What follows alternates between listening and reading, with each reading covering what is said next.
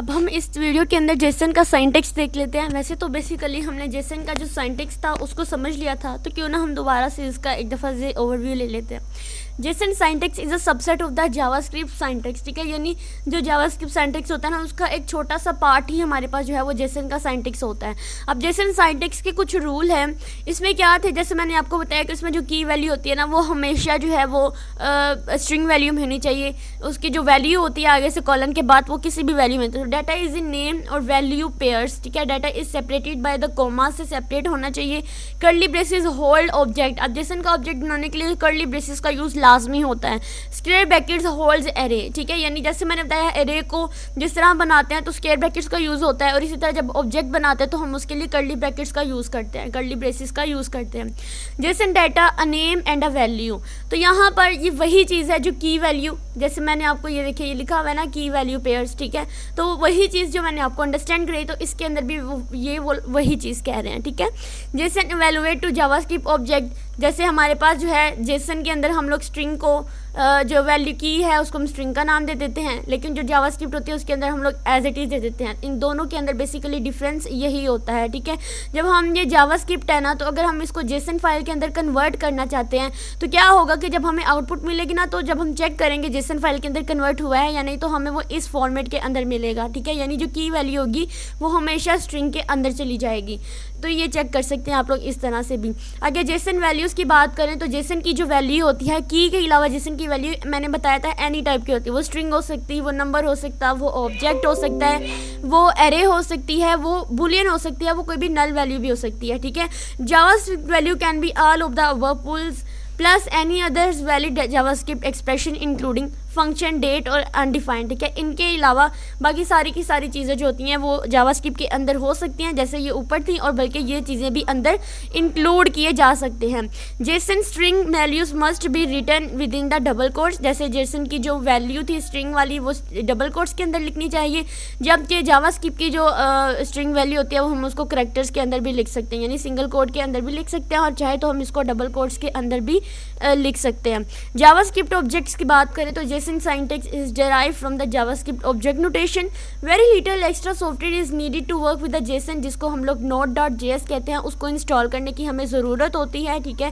आप चाहे तो उसको इंस्टॉल कर सकते हैं। जब आप सबलाइन पे इसको रन करेंगे अलग से, तो हमें क्या करना पड़ेगा, अपनी CMD पे इसकी आउटपुट चाहिए होती है, तो हम उसके लिए node.js करेंगे। लेकिन इस चीज़ को हम लोग क्या करेंगे, प्रैक्टिकली करेंगे, ठीक है। क्योंकि पेपर थ्योरेटिकली है तो हम इसको थ्योरेटिकली ही फ़िलहाल देखेंगे, ठीक है। इसकी एग्जांपल देखिए, पर्सन है, नेम, जॉन, एज, ये सारी हमारे पास क्या, ये हमारी जावास्क्रिप्ट की एग्जांपल है, ठीक है।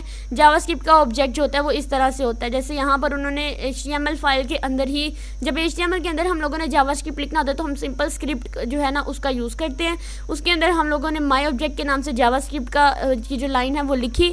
जब हमने उसको एक्सेस करना है तो हमने ये जो पैराग्राफ लिखा हुआ था ना, उसके अंदर हमने एक ID बनाई थी। तो इस ID के थ्रू जो है वो हम इसको स्क्रिप्टिंग लैंग्वेज के अंदर जो है वो एक्सेस करेंगे। किस तरह से, document dot gate element by the ID से, ID के थ्रू हमने एलिमेंट को एक्सेस किया। डॉट इनर HTML माई ऑब्जेक्ट डॉट नेम, तो यहाँ पर हम लोगों ने भी जावास्क्रिप्ट की फाइल को एक्सेस किया है, ठीक है। उसके बाद अगर HTML को नेक्स्ट एग्जांपल देखें तो इसमें भी हम लोगों ने इसी तरह से ही किया है, ठीक है। यानी ये सारे एग्जांपल सिंपल तरीके से स्क्रिप्टिंग लैंग्वेज का यूज़ करते हुए हम लोगों ने इनको एक्सेस किया हुआ है, ठीक है।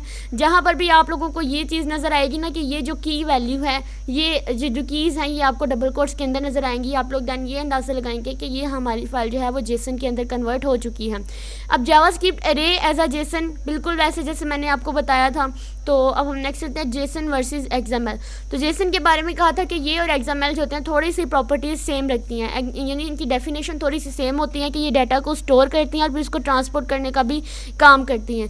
तो दोनों के दोनों जो होते हैं वो एज अ कंटेनर भी यूज़ होते हैं, ठीक है। जैसे एक बैग लेते हैं, उसके अंदर हम लोग डिफरेंट फाइल्स को रख देते हैं, उसको स्टोर कर लेते हैं, और फिर चाहे तो हम उसको आगे भी ट्रांसपोर्ट कर सकते हैं, ठीक है। उसके बाद यहाँ पर जेसन की एग्जांपल देखें कैसे लिखी हुई है। हमने बात की थी कि जेसन का जो हमारे पास कोड होता है ना वो लिखा जाता है, ये जो ऑब्जेक्ट होता है वो लिखा जाता है हमारी कर्ली ब्रेसेस के अंदर।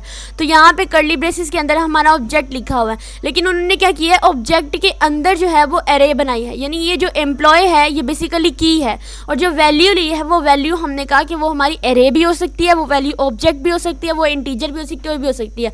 तो उन्होंने उस वैल्यू को एरे ऑफ ऑब्जेक्ट जो है है वो बनाया हुआ है। यानी इन्होंने क्या किया, पहले जेसन के लिए कर्ली ब्रैकेट्स का यूज़ किया है, ठीक है। उसके बाद उन्होंने किया है एक की वैल्यू ली है। अब की वैल्यू के यानी की ली है, उसके बाद जो आगे से उन्होंने वैल्यू ली है उसको उन्होंने एरे ऑफ ऑब्जेक्ट बनाया। एरे ऑफ ऑब्जेक्ट कैसे बनाया, सबसे पहले उन्होंने एरे की ब्रैकेट्स ली हैं और इसके अंदर भी ऑब्जेक्ट बना दिया है, बिल्कुल जैसे आप लोगों को यहाँ पे शो हो रहा है, ठीक है। तो ये मेरे पास जेसन एरे ऑफ जो हमारे पास ऑब्जेक्ट है उसकी एग्जाम्पल है। इसकी एग्जाम्पल लें तो एग्जाम्पल में क्या होता है कि हमारे पास हम लोगों ने यूज़र डिफाइंड जो है टैग्स लेने होते हैं, जैसे आपको यहाँ पे एग्जाम्पल जो है वो शो हो रही है, ठीक है। सारा कुछ वही है जो मैंने आपको स्टार्टिंग पे ही बता दिया हुआ है। जेसन जो है वो एक्सएमएल से अनलाइक कैसे हो सकता है, क्योंकि जेसन जो है वो किसी किस्म का कोई टैग यूज़ नहीं करता है। जेसन शॉर्टर होता है, जबकि एक्सएमएल जो है वो जेसन से थोड़ा बड़ा होता है। जेसन को हम क्विकली रीड भी कर सकते हैं और राइट भी कर सकते हैं। जेसन जो है वो एरेज का यूज़ करता है, जबकि एक्सएमएल जो है वो एरेज का यूज़ नहीं कर सकता। जेसन और एक्सएमएल में बेसिकली डिफरेंट भी ये है।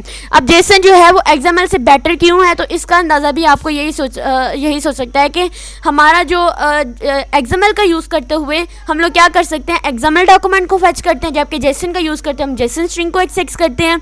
जबकि हम लोग एक्सएमएल डोम को लूप के थ्रू भी डॉक्यूमेंट में यूज़ कर सकते हैं, जबकि जेसन को हम लोग पार्ट्स यानी पार्ट्स का फंक्शन यूज़ करते हुए उस स्ट्रिंग में कन्वर्ट करते हैं। जैसे डाटा टाइप्स क्या है ये भी मैंने बताया। इसके लिए जो वैलिड डाटा टाइप्स थी वो स्ट्रिंग थी, नंबर थी, ऑब्जेक्ट थी, एरे था, बूलियन था और नल था। इसी तरह Jason values can not be one of the following, वो कोई फंक्शन नहीं हो सकता। जेसन कोई डेट नहीं हो सकती, जेसन कोई भी अनडिफाइंड नहीं हो सकता है, ठीक है। जेसन स्ट्रिंग की बात कर ली, जेसन नंबर की बात कर ली, बिल्कुल इस तरह से। सिर्फ ये बात रखनी है कि इसमें की है और की को हमने स्ट्रिंग में लिखना है, जितनी भी वैल्यू है उसके अंदर हम लोगों ने इन चीज़ों को लिखना है। तो यहाँ पर आप लोगों का जेसन जो है वो काफ़ी हद तक कंप्लीट हो चुका है, ठीक है। बाकी को हम लोग प्रैक्टिकली देखेंगे अगर वो प्रैक्टिकल की हमारी लैब में हुआ तो।